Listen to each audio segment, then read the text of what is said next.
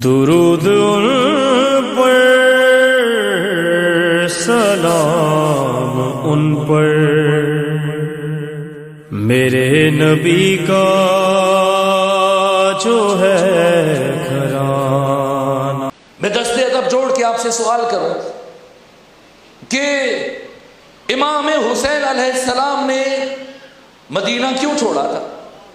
کس لیے چھوڑا تھا؟ اس لیے چھوڑا تھا کہ آپ سے بیعت کا مطالبہ کیا گیا۔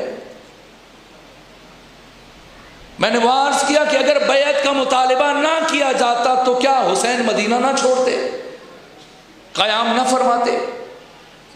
یا پھر اس لیے چھوڑا گیا جیسے عام طور پہ کہا جاتا ہے کہ اہل کوفہ نے خطوط لکھے، کوفہ والوں بیچاروں کو تو بہت بعد میں پتہ چلا، رمضان کے اوائل میں اہل کوفہ کو پتہ چلا، اور خطوط کی پہلی کھیپ قیس ابن مسار سیداوی اور سعید بن عبداللہ حنفی 15 رمضان کو لے کر امام حسین کے پاس پہنچتے ہیں مکہ میں، اور امام حسین ان سے 1.5 مہینہ پہلے 3 شعبان کو مکہ پہنچ چکے۔ تو کوفہ والوں کے بلانے پر حسین نے مدینہ نہیں چھوڑا۔ کیوں قیام کیا آپ نے؟ جبکہ امام حسین یزید کی بیعت نہ کر کے بھی اپنی جان بچا سکتے تھے۔ کیا عبداللہ بن زبیر نے اپنی جان نہیں بچائی؟ عبداللہ بن زبیر، اس کے بھائی منذر بن زبیر نے اور مصعب بن زبیر نے، ان چاروں بھائیوں نے بھی تو یزید کی بیعت نہیں کی، تو کیا قتل ہو گئے؟ نہ، راتوں رات کوفہ سے، ادھر سے مدینہ سے مکہ نکل کے غیر معروف راستوں سے، اور پھر مکہ میں ڈیرا چھپا کے رکھا خود کو، یہاں تک کہ یزید کی حکومت 3 سال 8 مہینے 14 دن کے بعد ختم ہو گئی۔ پھر 40 دن معاویہ نے حکومت کی، اس کے بیٹے نے، پھر 9 مہینے مروان بن حکم نے حکومت کی، اس کے بعد عبد الملک بن مروان آ گیا، سب نے زور لگایا، کوئی بھی عبداللہ بن زبیر کی حکومت کو ختم نہیں کر سکا، اور بنو امیہ کی ساری حکومت سمٹ کر شام تک محدود ہو گئی۔ پورا حجاز، پورا مدینہ، پورا مکہ، طائف، بصرہ، کوفہ، عراق، ایران، مصر، سارے کا سارا عبداللہ بن زبیر کے پاس ہے، اور 11.5 سال تک عبداللہ بن زبیر نے حکومت کی ہے، اور یزید کے پاس تو بہت چھوٹی سی جگہ تھی، وہ بعد میں مروان اور اولاد مروان کے پاس رہی۔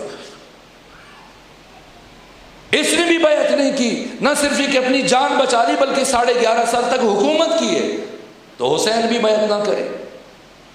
لیکن جیسا کہ عبداللہ ابن عمر نے مشورہ دیا کہ آپ پہاڑی علاقوں میں پناہ گزین ہو جائیں، جگہ بدلتے رہیں، یمن چلے جائیں، ہندوستان چلے جائیں، سب مشورے دے رہے تھے، اور استاد مطہری کہتے ہیں کہ جتنے حسین کو مشورے دے رہے تھے انہیں نظر آ رہا تھا، حسین کو نظر نہیں آ رہا تھا، جبکہ جو حسین کو مشورے دے رہے تھے یہ اس حقیقت کو شیشے میں اور آئینے میں دیکھنے کی صلاحیت نہیں رکھتے تھے جو حسین اینٹ اور پتھر میں دیکھنے کی صلاحیت رکھتے تھے۔ پھر حسین نے کسی کی بات نہیں مانی، کیوں گئے؟ میں نے وہاں یہ جملہ عرض کیا تھا، مجبور ہوں فجر کا معنی کرنے کے لیے میں یہ جملے تکرار کر رہا ہوں، اور چونکہ اکثریت وہاں پہ عزیزوں کی موجود نہیں تھی۔ آپ کے لاہور میں جو حسین ڈے منایا جاتا تھا، یوم حسین، برابر 3 دن، اور کئی سال پہلے تک یہ تھا، اور پورے پاک و ہند کے اور بنگال کے علماء، سنی، شیعہ، سکھ اور ہندو بھی اکٹھے ہوتے تھے اور شرکت کرتے تھے۔ تو چند سال پہلے جب 3را دن تھا اور نماز مغرب سے صرف 5 منٹ باقی رہ گئے تھے، اور پڑھنے والوں کی کثرت کے باعث آخر میں سید علی نقی نکم صاحب کو بہت کم وقت ملا اور 5 منٹ ملے، تو ان کا میں 5 منٹ میں کیا بیان کروں؟ تو انہوں نے خطبہ پڑھنے کے بعد 2 منٹ بچ گئے تو صرف ایک جملہ کا عنوان یہی تھا حسین ڈے کا کہ اگر حسین کربلا نہ جاتے تو کیا ہوتا؟ تو انہوں نے ایک خلاصہ کیا، کہا اگر حسین کربلا نہ جاتے تو آج نماز جمعہ بدھ کے دن پڑھی جا رہی ہوتی۔ یہ انہوں نے کہا ہے، شاید انہیں وقت کی تنگی کا سامنا تھا، لیکن جتنا میں نے کربلا کو پڑھا اور سمجھا اور کئی سالوں سے اس موضوع کو دیکھ رہا ہوں، اگر حسین کربلا نہ جاتے تو کیا ہوتا؟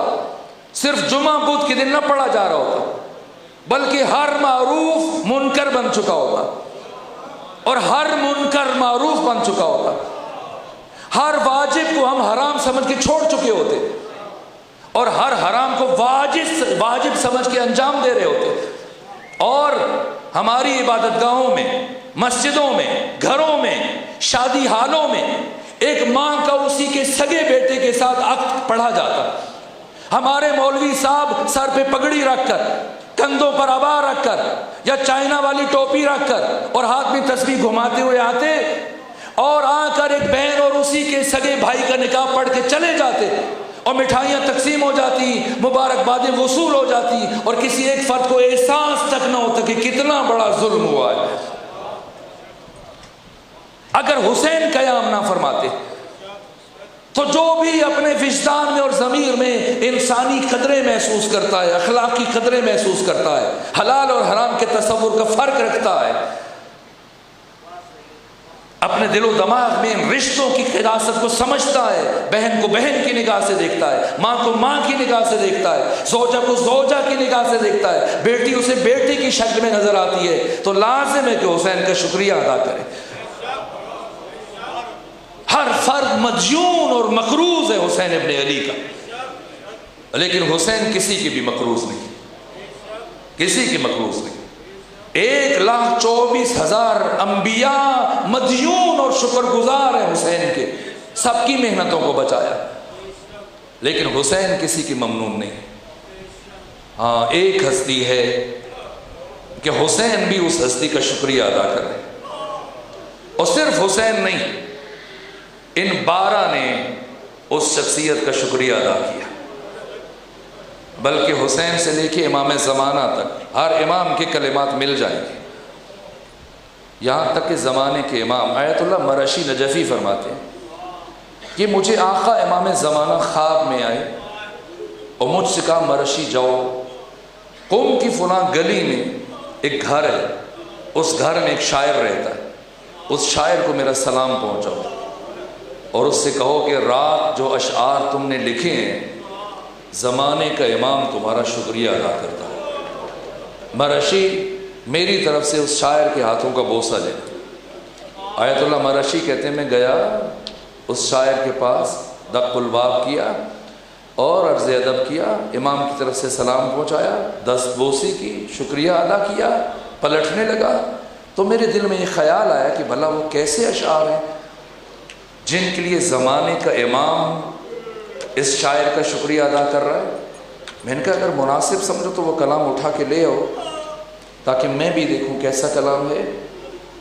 اب جو شاعر کلام اٹھا کے لایا تو اس کا سب سے پہلا شعر یہ تھا، سر نئی در نئی نوا می ماند اگر زینب نبود،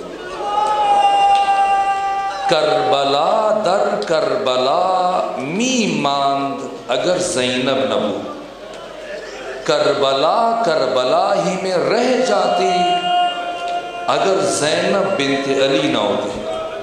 انبیاء کی محنتوں کو بچایا حسین ابن علی نے، حسین کی محنتوں کو کون بچائے؟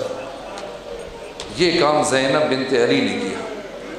کتنا مشکل تھا حسین ابن علی کے بغیر جینا۔ میں نے مقتل کی کتابوں میں دیکھا شب عاشور یہ بی بی بار بار بے ہوش ہو رہی تھی، یہ تصور کر کے کہ کل کے بعد اپنے حسین جیسے بھائی کو نہ دیکھ پائیں۔ اور آخری مرتبہ جب حسین اپنی خواہر گرامی زینب بنت علی کو ہوش میں لائے، فرمایا زینب آپ علی کی بیٹی ہیں، آپ کو علی کی شجاعت چاہیے، اگر آپ نے معمولی کمزوری کا مظاہرہ کیا میری محنت ضائع ہو جائے گی۔ وہ بی بی جو حسین کی شہادت کا تصور کر کے بار بار بے ہوش ہو رہی تھی، روز عاشور چند قدم کے فاصلے پر 13 ضربوں سے اپنے بھیا کو ذبح ہوتے ہوئے دیکھا لیکن زندہ رہی۔ کیوں زندہ رہی؟ اس لیے کہ اب بھائی کی محنتوں کو بچانا ہے۔ سب سے بڑی قربانی جو حسین کی محنت کو بچانے کے لیے اور بشریت کی قدروں کو اور غیرت انسانی کو بچانے کے لیے ثانیہ زہرا نے پیش کی ہے، وہ ثانیہ زہرا کا حجاب اور آپ کی چادر ہے۔ میرے عزیزوں، یہ بات میں نے کبھی نہیں کی لیکن اس کو میں نے چند کتابوں میں دیکھا ہے اور سند کے ساتھ دیکھ کے عرض کر رہا ہوں، بیویوں نے روز आशूर एक मरहले में आकर हाथों में पत्थर लिए और पत्थरों का मातम किया। वो कौन सा मरहला था? वो मरहला वो था जब इन बीवियों के सरों से चादरों को छीना जा रहा था। यहाँ तक कि शिम्र इब्न ज़िलजौशन आगे बढ़ा, सानिए ज़हरा से कहा अपनी चादर उतार दीजिए। फरमाया जिंदगी में अपने हाथ से चादर नहीं उतारूंगा। इस शकी ने नेज़े से चादर उतारी और जब नेज़ा मारा तो बीवी का सर भी शगाफ्ता हुआ और खून का फव्वारा छूटा। मेरे अजीज़ों, बशरियत और कायनात के बाज़मीर इंसान क़यामत तक इस दर्द को कभी फरामोश न कर सकेंगे। अगर हुसैन की शहादत को भूल जाएं, सानिए ज़हरा के हिजाब को कभी नहीं भूलेंगे। कितना मुश्किल है सानिए ज़हरा का नंगे सर यजीद जैसे शराबी के दरबार में जाना, कितना मुश्किल है। मैंने रिवायतों में पढ़ा, जब सानिए ज़हरा आपसे कहा गया, सैयदा ज़हरा को मौला मुत्तकिया ने जब गुस्ल दिया, कफन पहनाया और उसके बाद बारी बारी बच्चों से कहा कि आकर आखिरी मर्तबा अपने माँ के चेहरे की ज़ियारत कीजिए। सबसे पहले हसन आए, फिर हुसैन आए और फिर सानिए ज़हरा से कहा गया, ए ज़ैनब बिन्त अली, आइए आकर अपनी माँ की चेहरे की ज़ियारत कर लीजिए।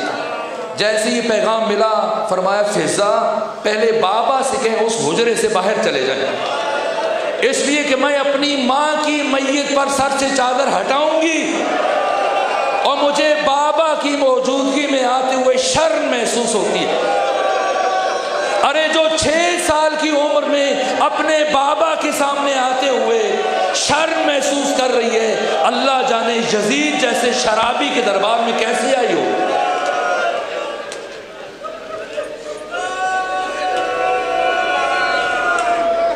अला लानतुल्लाह अलल कौमिज़ ज़ालिमीन व सयअलमुल लज़ीना ज़लमू अय्य मुनक़लिबिन यन्क़लिबून। परवरदिगार, हमारी इबादत को अपनी बारगाह में कबूल फरमा, हमारे गुनाहों से दरगुजर